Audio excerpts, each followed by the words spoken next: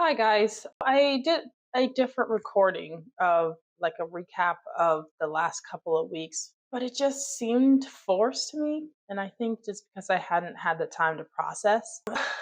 Let's see. Last Thursday, I went back home so that I could visit my family and go to my school reunion, my 10-year reunion. And it was really important for me to be around supportive people because I was coming up to my settlement. They gave me like the timeline of that Saturday to decide whether or not I was going to settle or continue my case. I really just wanted to be around my support system, which would have been my family and friends. I took that weekend to just be with those that love me. On Thursday, I flew into Vegas and I saw my aunt and my aunt Brenda, and I love her to pieces. She and I are very similar. We think similarly, and I think I got my artistic side from her. She's a really good artist, like amazing. She went to one of the really good artists, like for drawing schools over in Seattle. Cornish maybe, I can't remember, but it was awesome. Or she's awesome at drawing. It was great to see her, and we both had the plan of being like upbeat and energetic because that's what we normally do together. Is like last time I was with her, we went bowling, and she wanted to take me hiking because I guess they have mountains in Vegas. But we both barely got any sleep. I got to her place and I passed out for a while, and then we went to breakfast at Blueberry Hill, which is super delicious. They make pretty much everything from scratch. So if you are in Vegas, it's off the strip, but it's totally worth it. It's like super cheap, but really good food, breakfast food. Then I was supposed to fly into Seattle after that and take the bus to Bellingham, where my parents were going to pick me up. But when I was in Seattle at the airport in Seattle, I bumped into this old classmate of mine named Alex Todd, and Alex and I were friends all throughout high school. It was really great to see him, and it was so coincidental that we just literally ran into each other. Like I'd walked by him like a couple of times, and he just looked up and he was like, "Cece," and I was like, "What?" It's been 10 years. I had my braids in back then, but he recognized me. We ended up driving down to Bellingham and catching up, and it was really great to see him. Then on Friday, the morning, me and my dad went out shooting. I will attach videos because I had so much fun with him, and it made me remember like the times, like I'd been taught to shoot pistol, but like shooting with somebody who's not back, breathing down your neck is completely different, and it makes shooting fun. And like I understand why people like guns. Like me, I'm still a little bit like definitely should use or get some regulation on some stuff, but I understand the joy out of it if done responsibly, always responsibly. I'm definitely a better pistol shooter than my dad, at least with the 45. He and I were about tied with the 22. He definitely outshot me with the rifle, but I've never been a rifle person. And the shotgun pretty much took out my arm. But I love hanging out with my dad because he's just super mellow and chill. And it was really cool that we could bond over that because I think he and I, growing up, we didn't really have a lot of like, I do more manly or boyish activities. So it was just really nice to just have something that one I was better at, and just to see him smile because I know he's been super stressed out about life. So have I. It was our chance to just blow off some steam and blow some stuff up. And it was great. I will attach videos so you can see my awesome technicalness. Super tactical. Then later that night, it was my mom's birthday dinner, and she picked pad thai because she knows I love pad thai. And I was like, "Oh, you chose your birthday dinner over one of my favorite foods." She had her group of friends I like she talks about them all the time, but I hadn't ever met them. Well, all but like a couple of them, and I got to meet them, and we just had a good time, like talking and catching up.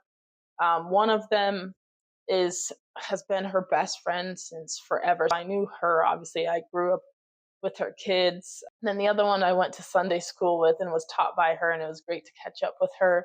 I just met new people, which was super cool. And she had a great time, which is kind of the whole entire point, right? Then Saturday was my reunion. And I'm not going to lie, guys, I was a little bit nervous because I was like, man, I can't say that I liked all of you. Like I was a weird kid where I was like a in betweener because I was a jock. I played sports, but I was also grew up like a band geek, band nerd, and I didn't like bullies. So I was just like I was an odd child where I like floated in between, but never really had my own group. But the one of the girls who threw it together, Maddie, oh, I don't remember her last name. I just remember her as Ganger because that's all I've known her as. But she got married, so it's a different name now. But she said something that like actually it pulled my heartstrings. She said something like, when you do these events, there are sometimes like some people that you're like, man, I really wish they showed up. Like I really hope they show up. And she's like, that was you. Like I was really hoping that you would show up, and you did. And I was like, because I loved her.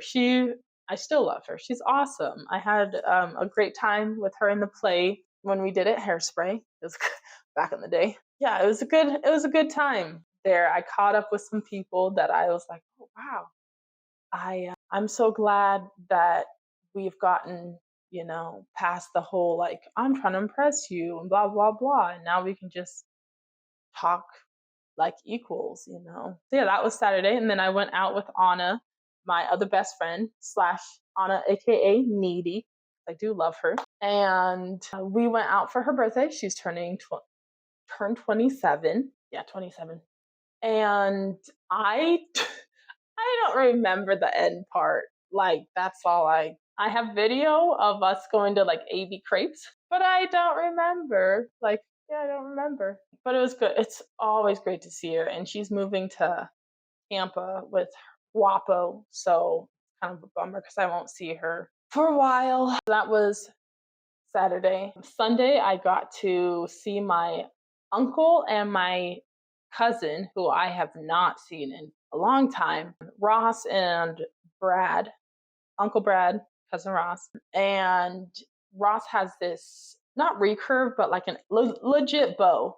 And they were putting their sights on or something. I learned that day that I cannot be a bowsman, an archer. At least with my dad's bow, I think it has like a 60-pound pole, and whatever I'm doing at the gym is not enough to pull it. So that was a little humbling that this 50-year-old man, my dad, he's actually closer to 60 now, but this 60-year-old man could outpull this bow.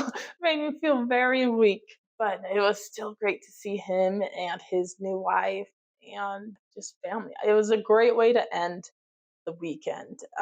And I had made my decision. By then, I had made my decision that I was going to accept the settlement because I'm choosing peace over violence. No, I'm choosing inner peace, and it's not to me like yeah, it took a lot out of me to like be like okay, fine, I accept this deal because it felt like I was giving up, and it felt kind of weak to accept this settlement because I was like, well, they need to know what they did. They need to accept it. I think I needed acknowledgement. And unfortunately that's not what the like you don't get that through the settlement. As my lawyer said, they when you sign the settlement, it like absolves them of any wrongdoing. It's like they're saying, oh, we didn't do anything wrong, we're just giving you this money out of the kindness of our hearts. But you both know because they wouldn't give you the money if they didn't do something wrong.